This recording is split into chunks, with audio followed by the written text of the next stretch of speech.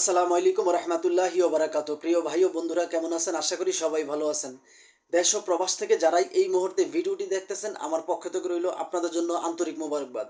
আমি চাই আপনারা সবসময় ভালো থাকেন, যে যে দেশেই থাকেন না কেন, যে কাজই করেন না কেন, আপনারা যেন সবসময় ভালো থাকেন। আল্লাহ তাআলা রব্বুল আলমিনের কাছে এই প্রার্থনাই করি, প্রিয় মালিক যেন আপনাদেরকে সবসময় ভালো রাখে সর্বদা। তো প্রতিদিনের মতো আজকে আবারও চলে আসলাম নতুন একটা ভিডিও নিয়ে। যে ভিডিওতে থাকবে গুরুত্বপূর্ণ কিছু তথ্য। আমি আপনাদেরকে আপনাদের চোখে আঙুল দিয়ে দেখিয়ে দিব যে আসলে এই সমস্ত মেয়েদের কাজই হচ্ছে প্রতিবেদন নামে ডিজিটাল ভিক্ষা করা। আর যেই সমস্ত ইউটিউবারগুলো এই ভিডিওগুলো করে তারা হচ্ছে এক নম্বর দালাল। তো আজকে যাকে নিয়ে ভিডিও করব, সেই মেয়েটা দাবি করতেছে সে ভালো নেই এই শীতের সময়ে, সে ভালো নেই সেই মেয়েটার।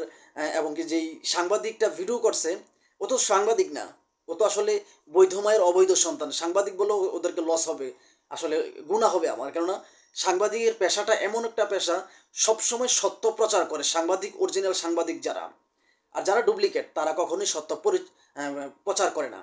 তো যে সাংবাদিকের মতো যারা করতেছে, এ বলতেছে যে আসলে কি করলে আপনার ভালো হবে বা কি করলে আপনি ভালো থাকতে পারবেন, তখন সে মেয়েটা বলতেছে যে একটা মনের মানুষ পেলে আসলে আমি ভালো থাকতে পারবো, সুস্থ থাকতে পারবো। আগে আপনারা ভিডিওটা লক্ষ্য করেন। আসসালাম। কেমন আছেন? আছি ভাই, কোনো মতো রাখছে আমি। আচ্ছা, ভালো লাগছে তো না খারাপ লাগছে কোনটা? আছি, ভালোই আছি। ভালো মন্দ মিলে আছে। নাম কি আপনার? আমার নাম পিয়া। মাশাআল্লাহ, খুব সুন্দর নাম। তো পিয়া আবার আশিক আছে নাকি? আপনার আশিক আছে? নাই ভাই, কেউ হয় না, কেউ পাশে থাকে না, কেমনে আশিক বানাবো? যে পাশে থাকবে তারাই আশিক বানাবো। কেন থাকেন? এত সুন্দর একটা চেহারা। জানি না ভাই কেন থাকে না, সবাই আমার মিথ্যা আশা দেয়, কেউ আমার আশা পূর্ণ করে না। সবাই বলে যে তোর পাশে থাকবো, দায়িত্ব নেবো, কিন্তু কেউ থাকে না, সবাই বেইমানি করে আমার সাথে। আশা করি মন দিয়ে এই মেয়ের কথাগুলো শুনছেন যে আসলে এই মেয়েটা কি বলল। এখন আপনাদের কাছে আমি আসলে একটা আপনাদের বিবেকের কাছে আমি প্রশ্ন রেখে যাই যে এই সমস্ত মেয়েগুলো যে ভিডিওর সাথে জড়িত, যে অপকর্মের সাথে জড়িত, এই অবৈধ কাজের সাথে যে মেয়েগুলো জড়িত বা যেই ছেলেগুলো জড়িত, এরা কি আসলে বৈধ মায়ের অবৈধ সন্তান?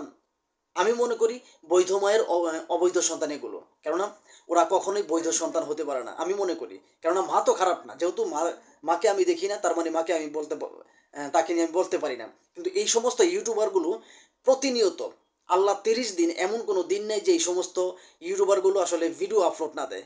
প্রত্যেকটা দিন ভিডিও আপলোড দেয়, যাতে ওদের ইনকাম তো ভালো হইতেছে, তাহলে আসলে ভিডিও আপলোড দিলে সমস্যা কি? আর ওদের ভিডিও বানাইতে তো আসলে লাখ টাকা খরচ হয় না। একটা ক্যামেরা নিয়ে যায়, সেখান থেকে আপনার যদি 20টা শ্যুট নেয়, সে 20টা শ্যুটে আপনার কত হয়তো 4 থেকে 5 হাজার টাকার মতো খরচ হয়। আর যেই সমস্ত মেয়েগুলো ভালোভাবে মিথ্যা কথা বলতে পারে, ওদের ডিমান্ড একটু বেশি থাকে। যেই মেয়েটা একটু সুন্দরী, বডি ফিটনেস আছে ভালো, তার তাকে দেখে পুরুষ আসলে তার সাথে কথা বলতে চাইবে, এই সমস্ত মেয়েগুলো তাদের ডিমান্ড একটু বেশি। আর এই সমস্ত মেয়ের, প্রত্যেকটা মেয়ের কিন্তু হাজব্যান্ড আছে, প্রত্যেকটা মেয়ের ছেলে আছে, মেয়ে আছে, শ্বশুর শাশুড়ি হাজব্যান্ড প্রত্যেকটা মেয়ের আছে, নাই বলতে কোনো শব্দ নাই। শতকরা 97% মেয়েদের আসলে সংসার আছে, 97%। শুধু হয়তো যদি হয় তাহলে 3% মেয়েদের সংসার নাই, 3% মেয়েরা অবিবাহিতা। তাও আমার সন্দেহ হয় যে আসলে এই 3% মেয়েরা আসলে অবিবাহিত কিনা।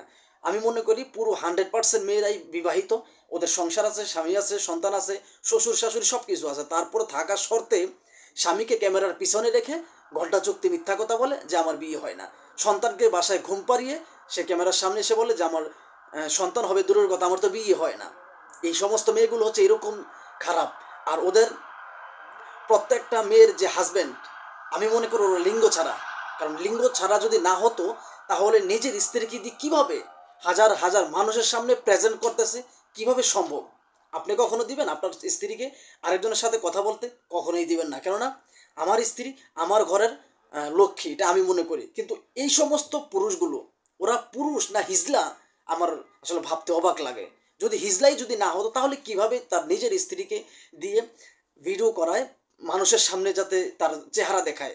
আরে আমি তো মনে করি ওদের যে স্ত্রীগুলো, তাদেরকে অন্যজনের বিছানায় দিতেও এরা দ্বিধাবোধ করবে না। এরা এই সমস্ত এতটাই খারাপ, অন্যজনের বিছানাতে দিতেও ওরা আসলে দ্বিধাবোধ করবে না। যে ইউটিউবার আছে তাদের আসলে তার মা এই সমস্ত ভিডিও দেখে না, তার বাবা এই সমস্ত ভিডিও দেখে না, বা তার প্রতিবেশী এই সমস্ত ভিডিও দেখে না, তাকে কোনো ব্যবস্থা নেয় না। দেশের মানুষগুলো আসলে কি হয়েছে আমি আসলে জানি না, যে আসলে প্রত্যেকটা মানুষ এই সমস্ত মেয়ের সাথে জড়িত, প্রত্যেকটা ইউটিউবার এই সমস্ত আকাম কুকাম করে যে মেয়েগুলো তাদের সাথে জড়িত। একটা সময় ছিল যারা দেহ ব্যবসা করতো, এই মেয়েগুলো এই ভিডিওগুলো করতো। কিন্তু বর্তমান সময়ে আপনার দেখি অনেক মেয়েগুলো করে। ওদের আসলে মরার চিন্তা আছে কিনা আমার খুব কষ্ট লাগে, জানতে ইচ্ছা হয়। আমার প্রবাসী ভাইয়েরা দিন রাত পরিশ্রম করে টাকা ইনকাম করে, আর এই সমস্ত যৌনকর্মীর মেয়েগুলো সেখান থেকে আপনার বিভিন্ন ধরনের কথা বলে ফুসলিয়ে ফাসলিয়ে সে ভাইদের কাছ থেকে টাকা ধান্দা করে নিয়ে যায়। আমি মনে করি সবচেয়ে বড় দোষ হচ্ছে আমাদের। আমি মনে করি সবচেয়ে বড় দোষ আমাদের। আমাদের যদি দোষ না হতো তাহলে আমরা কেন এদের ভিডিও দেখব? ওদের ভিডিও আজ পর্যন্ত যেই প্রবাসী দেখছে সেই প্রবাসী দেউলিয়া হয়েছে, ওদের প্রেমে যেই প্রবাসী পড়ছে সেই প্রবাসী দেউলিয়া হয়েছে। আপনারা হয়তো জানেন, আমার কাছে এরকম বহু প্রমাণ আছে। যদি বিশ্বাস না হয়, আমার এই সমস্ত যে মেয়েগুলো ভিডিও করে ওদের আপনার কমেন্ট বক্সে যাবেন, গিয়ে দেখবেন যে আসলে এই ইউটিউবারকে, এই মেয়েকে কিভাবে সাবান ছাড়া ধুইতেছে পাবলিক, কিভাবে সাবান ছাড়া ধুইতেছে। বুঝাইতে পারছি?